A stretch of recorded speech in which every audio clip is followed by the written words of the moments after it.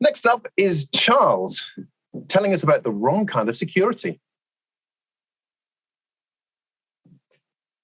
Thanks for that appalling joke, Pete. And I am talking here about something that I hate, unnecessary security. Security in general in software is a bit like going to the dentist or having a vaccination. It's awful, but you've got to do it. But even worse is when it's awful and you don't have to do it.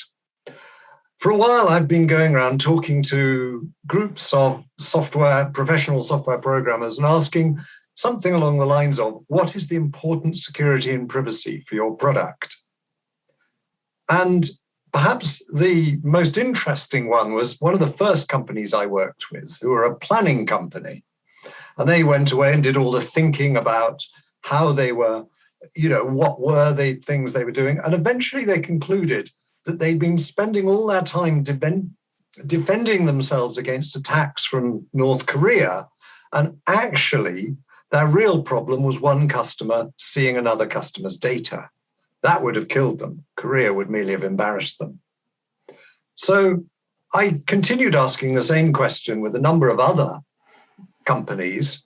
And of about 12, all but 2 concluded after they'd done this exercise that actually they were chasing some of the wrong sorts of security. So the security problems they were solving were not the ones they were going to have with the customer. This is very familiar to all of us. Think of them. They were defending and very nicely defended against problems with the APIs delivering the things that they were not supposed to be delivering. But Cambridge Analytica showed that the things they were supposed to be delivering were extremely embarrassing to the parent company of Facebook. Or this one I've been up against twice recently, which is the fraudulent faster payments thing.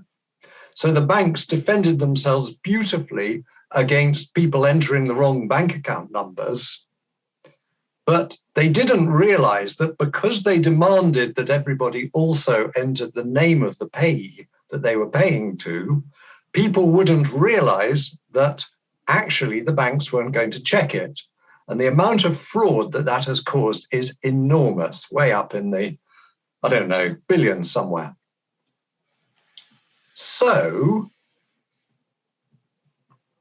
at this point, okay, advertisement coming up, advertisement warning. So after about 5 years of researching this kind of thing, we came up with some workshops to kind of get around that. And this is where these figures come from. And I'm not going to go through what they're all about. That's to come, if you want to find out from securedevelopment.org, or, and this is another brief advertisement for tomorrow, we've got the Playing with Security workshop tomorrow at 11.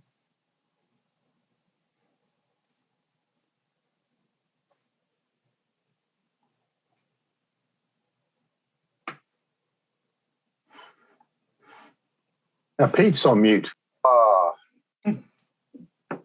Had to happen one day, eh? Had to happen one day. What's yellow, frothy, and throws itself off the edge of a table? Lemming meringue.